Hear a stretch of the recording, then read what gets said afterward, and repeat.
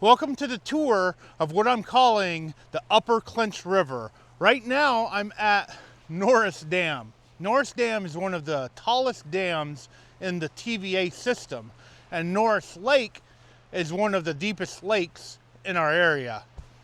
Now, this dam is so tall and the water is so deep. When they release water in the middle of summertime when it's like 100 degrees out, this water is 40 to 50 degrees. So this is like great trout water. They actually stock a lot of trout in this part of the Clinch River, this like lower upper part of the Clinch River.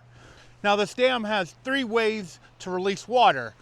One is the turbines, which is what it's doing right now. It's generating electricity. The second way is the spill gates. Whenever we get like too much rain or whatever, it will flood the water over the top of the dam. Now the third way is the sluice gates, and they can actually be a problem. Because the lake is so deep, every now and then it will flip or do whatever cycle that it does and have almost no oxygen at the bottom of the lake. And one time, probably, I don't know, within the last year or two, they opened the sluice gates. The water had no oxygen in it, and it killed off almost everything in the water for miles and miles downriver. Now, I think it's, from what I've heard, it's recovered by now. People are still catching nice trout. And like I said, they stock the waterways. I don't think trout can naturally reproduce in this river, although there is a creek where they think they can reproduce in a creek that's just down the road from here. That little creek has specific rules of when you can and can't catch trout in it. Now, I do have a rumor about this dam, or at least a story a buddy told me. He said that over there along that wall are giant alligator gar. And I actually don't believe him, because this water is so cold. I don't think alligator gar could live here or anything else. So I have no idea what type of fish he's talking about that's giant and lives over there near that wall. I haven't actually kayaked to it yet to look myself. If you have been over there and seen giant fish, let me know in the comments below. What type of fish do you think they are, if they actually exist?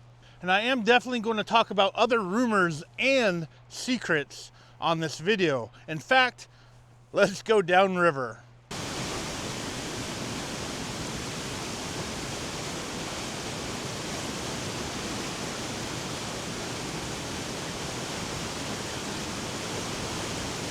All right, because of the noise there, I did not realize I was not recording. Now that was the Weir Dam that is downriver from Norris Dam. Now there is a rumor about this Weir Dam, and there is a secret that I'm going to tell you about this Weir Dam. Now the rumor is about flathead catfish. I was told, probably by multiple people, that the flathead catfish like to get into the grates of this Weir Dam, and they feed there. I don't know how that's possible, because the water is just way too cold for flathead catfish. Flathead shut down around 65 degrees. While I have caught them in lower temperatures, I highly doubt that there's flatheads in the grates at the Weir Dam. Now it is possible that this waterway, or at least the water at the Weir Dam, can get up to 65 degrees, and that's during the summertime or any other time where it's warm out and they haven't run the dam for a few days. That leads to the actual secret. That Weir Dam is the most far upriver that you will find skipjacks in the Clinch River and Melton Hill. They're not there all the time. It has to be like perfect temperature, perfect time of year, and perfect conditions for them to make it that far upriver. but I have seen them caught there before. Also, because of the skipjacks and the trout population, that's also the furthest upriver you can catch striped bass. Now, to get there, you really need to have a jet boat because there's riffles, there's rocks, there's all kinds of stuff in the way that would absolutely destroy a prop boat. Now, I have seen like drift boats with small outboards go up it, but you know, it's a risk. You really have to know the river to be able to have an actual prop make it up to the Weir Dam. Now let's go further downstream. All right, here is a quick bonus. This is Eagle Bend Fish Hatchery. This is where they hatch and raise striped bass to stock in our local waterways. Now, while I'm not really a fan of striped bass, stay tuned for a video about that in the future, they actually do good work here. What they do is they go out and they shock striped bass somewhere in our waterways, wherever they can find them. Sometimes they ask guides where the stripers are so they can shock them. Then they bring them here, they spawn them, and then they release them into the Clinch River, which is right next door. I mean, the bridge is right there. So the river is going right next to this hatchery. That means this river and lake, which is Melton Hill Lake, has some giant striped bass in it. However, they are very, very few striped bass in it. They do not stock striped bass in Melton Hill Lake. Now, I'm quite sure it's possible a few of the babies escape into the water, but I do know, like I just said, they release the breeders into the waterway. I am quite positive a new state record will come out of Melton Hill at some point. In fact, I think I saw one caught this spring, and I know exactly where it was caught. Now let's go downstream a little bit further and show you the brand new bridge.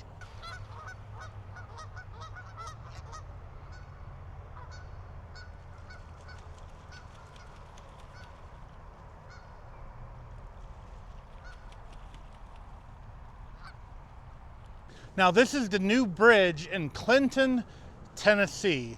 They took down the old bridge and put a new bridge to the left of it. So right where I'm standing, I would be under the old bridge. Now, they did not drop it directly into the water.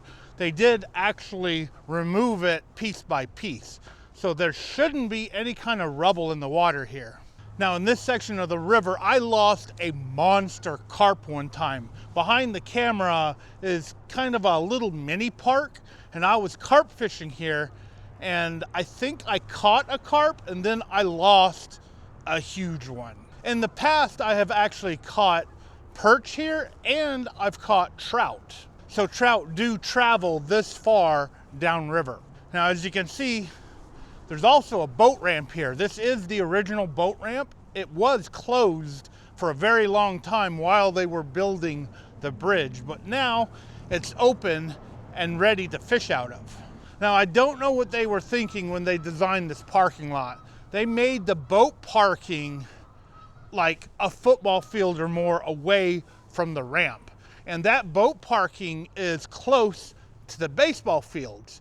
Now, the baseball fields parking is under the bridge, which means they have to walk further if they park here than if they parked where the boat trailer parking is. I really don't understand why they didn't reverse it, because they could have the boat parking underneath the bridge and then have that overflow parking, which would have more parking spaces for the baseball fields. It just makes sense. I don't know why Clinton did this. And I'm not talking about my buddy Clint. I'm talking about the city of Clinton in Tennessee. Now, speaking of new bridges, I'm going to take you way, way, way further downriver to another bridge. And this bridge, while it's kind of new, it's old. And the older bridge was actually dumped directly into the lake. Now here's the other bridge. We call it the Edgemoor Bridge. The old bridge was knocked down into the water on this side. And as you can see, there's a kayaker out there fishing right now. Now that rubble pile out there is where I caught a 19-pound channel catfish. Channel catfish of that size are nearly unheard of in our waterways down here in the south. Now in this lake, they really don't have much competition. They don't stock anything here. It has a very low blue catfish population. It does have a healthy, or at least used to have a healthy, flathead catfish population, but there's really nothing to compete. So they get pretty big in this waterway. I've caught 10-pounders almost every time I've fished for channel catfish, or at least every other time. Now they do stock muskie down here, so there is a kind of healthy population of muskie. I do wish they would stock more. They used to stock a lot every year, but they have slowed down the past like 5 or 6 years. Also, where I'm at right now is actually yet another boat launch. While there is limited access on Melton Hill Lake, there are a few boat launches here and there. Now, I'm not actually going to break out my boat for this video, so I'm going to do an honorable mention of the reactor that's on the water on Melton Hill Lake. That's part of like ORNL, Oak Ridge National Laboratory. I don't know if they ever actually used it or not, but what I do know is that there's a massive solvent contamination in the groundwater in the Oak Ridge area. When I was a kid, they had us do like a puff piece of what cleanup they're doing, and they showed us a map of the solvent contamination. They told us that was the biggest thing, was just they used a massive amount of solvents on everything. And that got into the groundwater, and 10 years from when I was in high school, it would be pretty much leaking into Melton Hill Lake. That would be 10 years ago. So for about 10 to maybe 15 years, these solvents have been leaking into Melton Hill Lake. Now, radioactivity, you know, it's the Manhattan Project created everything out here. I do have an honorable mention of that, but I'm going to do that after I talk about Melton Hill Dam, which is one of my favorite dams in the area. And this is Melton Hill Dam.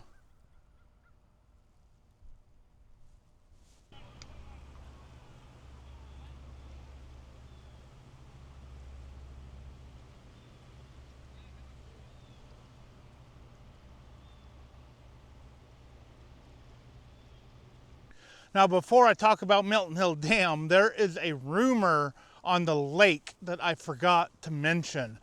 I've heard it from several different people that there were barrels of something that were dumped in Melton Hill Lake. Now, I have no way to confirm that. I don't think I've ever seen it on any kind of news media. It's just been word of mouth. Take it as it is. Maybe there's barrels along with the solvents that I personally saw a map of.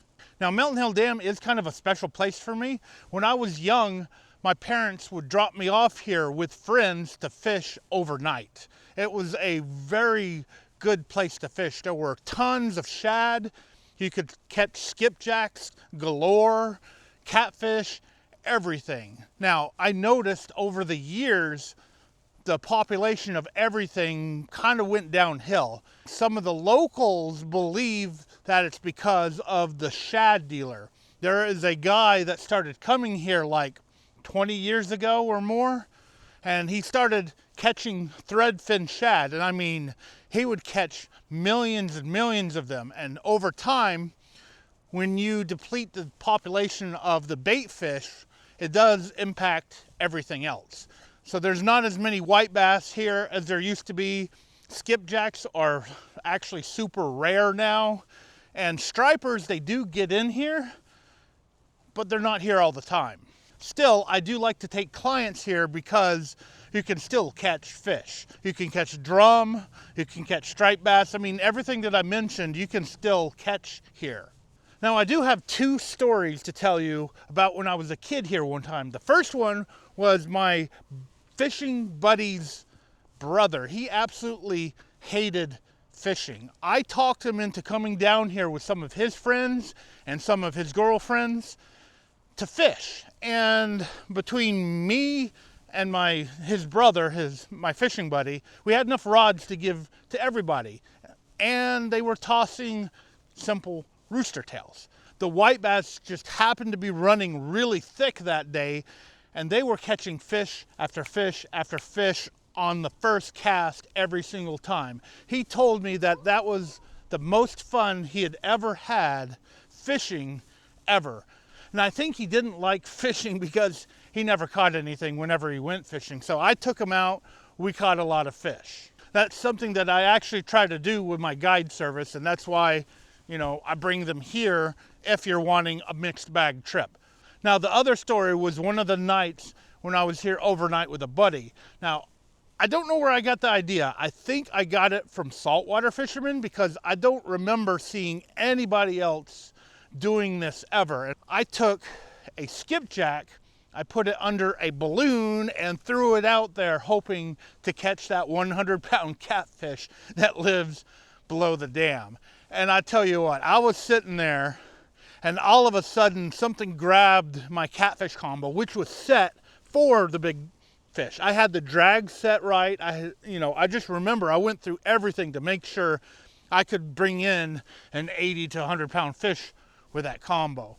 And something just absolutely smashed that skipjack. I held on. My buddy looked over with his eyes just super wide, and I just snap. Whatever it was, grabbed the live skipjack, took off, and broke my line. I could not believe it. I mean, as I told other people about this, I told people on the football team because I played football then, nobody believed me that that happened. There's no way, there's nothing in this waterway that's big enough to eat a whole giant skipjack and break that kind of line. Not possible. Pretty much the entire football team knew about this incident. Now, fast forward to today, I know what that was. It was a striped bass, easily. Striped bass will eat a skipjack under a balloon. And I may have been the absolute first person to do this. Now, me telling this to my football team was probably a bad idea because one of our most anti-team person, which, kickers on a football team, they're always doing their own thing, it seems. And they really did it on our team. In fact, they made our coach mad a couple of times. They would make them run extra laps because they were not team players. I'm quite sure my balloon technique hit the ear of one of them, and he became the best striper guide in East Tennessee by putting skipjacks under a balloon to catch striped bass right here. Now, I'm not going to mention his name, and I'm quite sure some of you already know his name. However, I'm 100% positive I was first to do that here. Now, if some of you actually did that in the 80s or the 70s here, let me know in the comments below, then I can be wrong. Now, like I said earlier, I'm not going to take my boat out on this video, so I'm going to just give kind of a bonus talk of what's downstream from here. Now, all of this property that probably goes down 50 miles downriver is all Department of Energy, DOE land. Basically, the Manhattan Project took over all of that land. And the K25 plant is right next to the Clinch River. When I was in high school, we did a puff piece about, what they were doing to clean the river up. And they were showing us we got to go inside ORNL, but Y12, we only got an outside tour, and K25, or the gaseous diffusion plant, which is right next to the Clinch River, we only got to go around the outside. Now, there was some crazy stuff going on there. I remember we saw rusting barrels that were on like concrete pads, and we were like, what are those rusting barrels? And the guide, the the worker there told us they were depleted uranium out in the open like that. I was like, okay, that's not good. And then we ran into a pond. This pond had a railroad track that went into the pond. And what they told us was they took railroad cars full of stuff that pinged radioactive. So like a desk, you know, a wall, a floor, whatever. If it pinged radioactive back during the Manhattan Project back in the 1940s, they would put it in a rail car and dump it in this pond. Well, I could look. Here's the pond, and I could move. There's the Clinch River. It was that close, and it was unimpeded access of that water from that pond into the Clinch River. Now, I don't know when they did it, but they added like this big concrete like dam or blocker or whatever now, so that creek no longer free flows into the Clinch River. But who knows when they added it. You know, this is since the 1940s up to at least 1996, 97. You know, unimpeded access of radioactive material into the Clinch River. And who knows what else we weren't told about, you know, what's going on here. So all this stuff is going into the Clinch River. The Clinch River in Kingston, Tennessee runs into the Emory River and then runs into the Tennessee River. And eventually the Tennessee River runs into the Mississippi River, and then the Mississippi River runs into the Gulf of Mexico. I'm quite sure by now some particle or something from up here has made it to the Gulf of Mexico by now. That has to have had in, like, you know, the 50, 60 years it's been. Now, I didn't want to turn this video into talking about contamination in the water, but I can't avoid it because it is a part of the Clinch River. In fact, it's a part of almost every river around here. They're all contaminated and everything flows downstream. That's why I never suggest people to eat any fish out of any of our waterways, except for Tellico. Tellico Lake, they removed the transformers that were poisoning that lake, and now, like the smaller catfish, they are actually, you know, when they're testing them, they're testing clean now, edible. So that's a good thing. Now, I do hope you guys might have learned a thing or two about this river, one of my local rivers. If you want me to try to do something like this with other dams or other rivers around here, hit that thumbs up and I'll give it a try. I did ask that on my previous video when I was talking about the hurricane, and I got a lot of positive feedback to actually do this video. Definitely leave a comment below if you want me to do it as well. Now, as always, I want to thank you for taking your time out of your day to actually watch my video. I really, really appreciate it. Now all I need to do is actually break out my boat and catch some fish in it. So stay tuned to see what I catch. Thanks again for watching. Hope to see you next time.